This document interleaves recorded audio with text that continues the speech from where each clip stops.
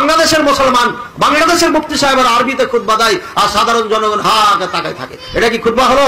মাঝে একটা কথা বলে দিলাম, এই বাংলার মাটিতে বাংলায় যারা খুতবা দেয় না, শুধু আরবি ভাষায় খুতবা দেয়, এরা মূর্খ, এরা জাতিকে ধোঁকা দিচ্ছে, এরা কোরআন সুন্নাহ বুঝে না। এই খুতবার চারটা কোনো দাম নাই, ভালো করে মনে রাখেন। জুমার খুতবা বাংলা দেওয়া তো এক নিকৃষ্ট বেদাত। আল্লাহ রাসূল সাল্লাল্লাহু আলাইহি ওয়াসাল্লাম এবং তার সাহাবীরা কখনো আরবি ছাড়া অন্য কোনো ভাষায় খুতবা দিয়েছেন এর কোনো নজির কখনো দেখানো সম্ভব? আহলে সুন্নাহ এবং আহলে হাদিস কাদেরকে বলে? আহলে হাদিস বলতে তো এটা বোঝানো দরকার ছিল যারা হাদিসের অনুসরণ করে। একটা হাদিসকে দেখানো সম্ভব আরবি ছাড়া অন্য কোনো ভাষায় খুতবা দেওয়ার পক্ষে? আহলে সুন্নাহ মানে যারা আল্লাহ রাসূল সাল্লাল্লাহু আলাইহি ওয়াসাল্লামের আদর্শ, সাহাবায়ে কেরামের আদর্শ অনুসরণ করে। তো তাদের সুন্নাহর ভেতর থেকে কখনোই এই প্রমাণ দেখানো সম্ভব আরবি ছাড়া অন্য কোনো ভাষায় খুতবা দেওয়ার পক্ষে? আর যদি যুক্তি এটা হয় আমি রাসূল পাঠিয়েছি স্বগোত্রের ভাষা দিয়ে, যাতে করে তিনি তাদের সামনে সুস্পষ্টভাবে ব্যাখ্যা করে দিতে পারেন, এই আয়াতকে নিয়ে যদি জুমার খুতবায় প্রয়োগ করা হয় তাহলে তো দুদিন পর বাংলায় আযান দেওয়ার যৌক্তিক দাবি উত্থাপন করা হবে। কেন? কারণ আযান হাইয়া আলাস সালাহ এর অর্থ যে নামাজের দিকে আসো, এটা কয়জন বোঝে? হাইয়া আলাল ফালাহ অর্থ যে কল্যাণের দিকে আসো, এটা কয়জন বোঝে? তখন তো মানুষ চিন্তা করবে তাহলে বাংলায় আযান দেই, আসো নামাজের দিকে, আসো কল্যাণের দিকে। তো অবস্থা কি হবে? এমনকি নামাজের কেরাত নিয়েও তো বলবে যে আরবিতে কেরাত পড়লে আমাদের তো বোঝা আসে না, আমাদের খুশু তৈরি হয় না, তাহলে কেরাত বাংলায় পড়ি। তখন তো কোরআনের বঙ্গানুবাদ দিয়ে নামাজ পড়ার এক আজীব ট্রেন্ড চালু হবে। তো যেই কাজ আল্লাহ রাসূল এবং তার সাহাবীরা করেননি, তাবে এবং তাবিঈরা করেননি, সেই কাজ মুসলিম উম্মার মধ্যে প্রবেশ করানো ফিতনা ছাড়া কিছুই না। এটাই তো বেদাত। তো আপনি আরবি না পারলে সেটা ভিন্ন আলাপ, তাহলে যারা পারে তাদেরকে দিয়ে আপনি খুতবা দেওয়ার ব্যবস্থা করুন, কিন্তু পারলে এটা তো কিছুতেই মেনে নেওয়া যায় না। সম্প্রতি গতকালের কথা, আমাদের সিলেট বন্দর বাজারে কুদরতুল্লাহ জামে মসজিদে এমন কাজ ঘটানো হলো।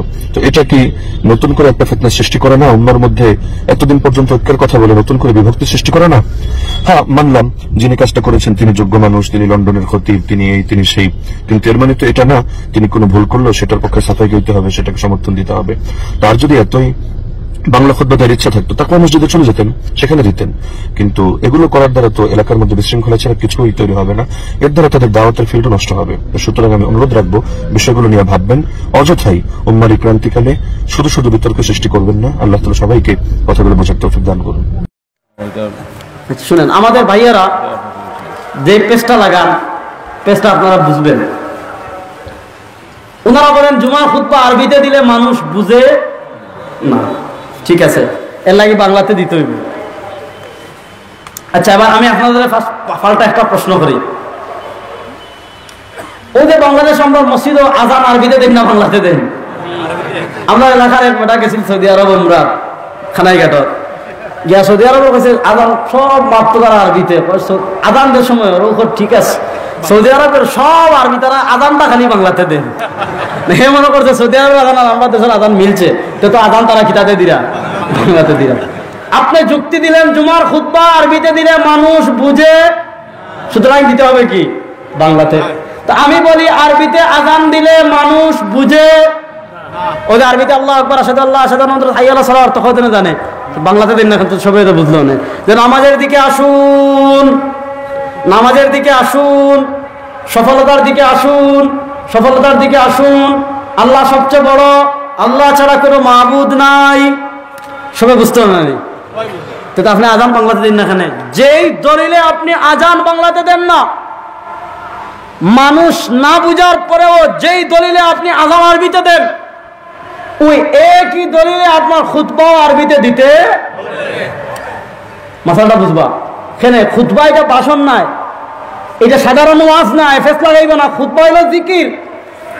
বুখারী শরীফের হাদিস, আল্লাহ নবী বলেন ফাইদা খারাজাল ইমাম, যে ব্যক্তি জুমার নামাজ প্রথম আদায় করার জন্য মসজিদে হয়, আল্লাহ নবী বলেন ফাকান্নামা কাররাবা বুদনা, কেউ যদি একটা উট আল্লাহর রাস্তায় কুরবানি করে জুমার নামাজ আদায়ের জন্য সবার আগে যে পশ্চিমবর্তী মসজিদে আসবে, আল্লাহ তার আমলনামায় উট কুরবানি করার নেকি লিখে দেন। এভাবে একের পর এক যারা আইতে তখন সব সাহাবা ফেরেশতারা লিখতে থাকেন।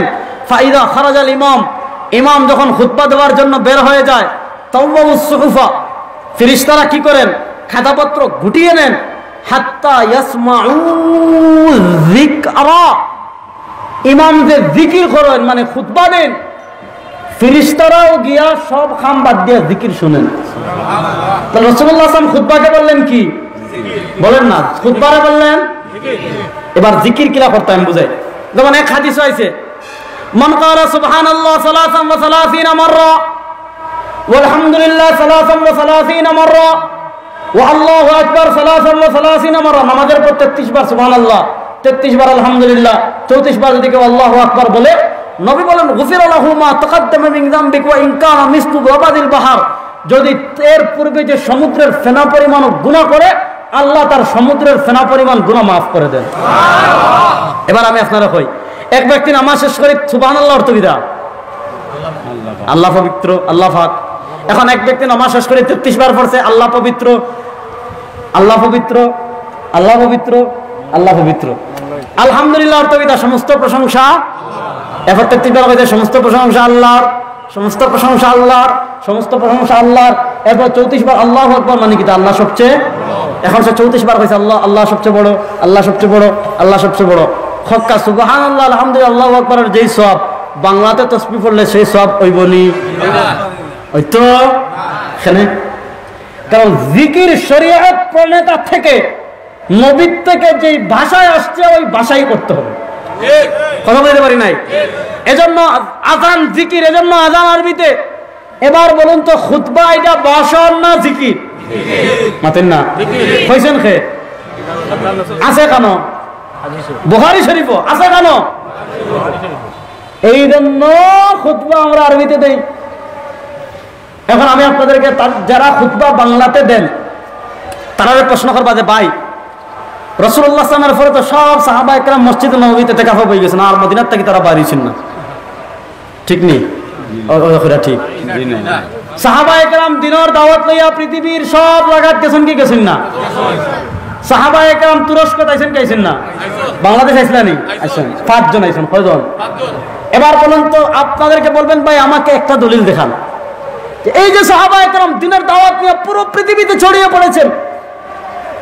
একজন সাহাবা একরামের আমল দেখান যে পৃথিবীর কোন জায়গায় গিয়ে আরবি বাদ দিয়ে ওই এলাকার স্থানীয় ভাষায়, ওই এলাকায় যে ভাষা, ওই ভাষায় সাহাবা একরাম জুমার খুতবা দিয়েছেন, একটা প্রমাণ দেখান। নাই সম্ভব, একটা প্রমাণ কিয়ামত পর্যন্ত দেখাতে পারবে না। আর সাহাবা একরাম যেই জায়গায় গেছেন ওই জায়গায় গিয়ে আরবিতে খুতবা দিয়েছেন, আমার কাছে প্রমাণ চান, আমি টাস টাস করে দিয়ে দেব। আমি বলবো ইমাম রাফি আশরাফুল কবির খুলেন, আমি বলবো ইমাম নববী রাহমাতুল্লাহ আসকার খুলেন, আমি বলবো শাহ ওয়ালিউল্লাহ মুহাদ্দিস দেওলভী নিসাব খুলেন, টাস টাস করে দেখাই দিন। এই জন্য পেস্টটা লাগাইব। আপনি মনে করবা ওয়াজ তো ইমাম সাহেব কররা, আরবিতে করলে সব বুঝেন না। এটা ওয়াজ না, এটা জিকির। এটা 2 রাকাত নামাজের কায়েম মাকাম। জুমার খুতবা এটা 2 রাকাত নামাজের জায়গায় আইছে। এজন্য ওমর রাদিয়াল্লাহু তাআলা মত ছিল মান ফাদাতিল খুতবা ফাকাদ ফাদাতিল জুমা, যে খুতবা পাইছে না তার জুম্মা নাই। এটা আসলে ওমর রাদিয়াল্লাহু তাআলা মত। এজন্য এটা ভাষণ না, বরং এটা 2 রাকাত নামাজের জায়গায় জিকির। 2 রাকাত নামাজের জায়গায় খুতবা হইলো আর জিকির। নবী যেই ভাষায় করছেন এই ভাষায় করার দরকার আছে না নাই? নবী করছেন কোন ভাষায়? এজন্য আমরা যখন লা ইলাহা ইল্লাল্লাহ জিকির করি না নি, নবী বলেন আফদালুয যিকরি লা ইলাহা ইল্লাল্লাহ। এখন এক ব্যক্তি কইতেছে জিকির করে আল্লাহ ছাড়া কেউ নাই, আল্লাহ ছাড়া কেউ নাই, আল্লাহ ছাড়া কেউ নাই। এখন লা ইলাহা ইল্লাল্লাহর ফজিলত হইবনি না। আপনি মাসালাটা বুঝবা। আরো বহুত কথা আছে ভাই, এগুলো নিয়ে আমার প্রচুর আলোচনা আছে, দেখে নিন।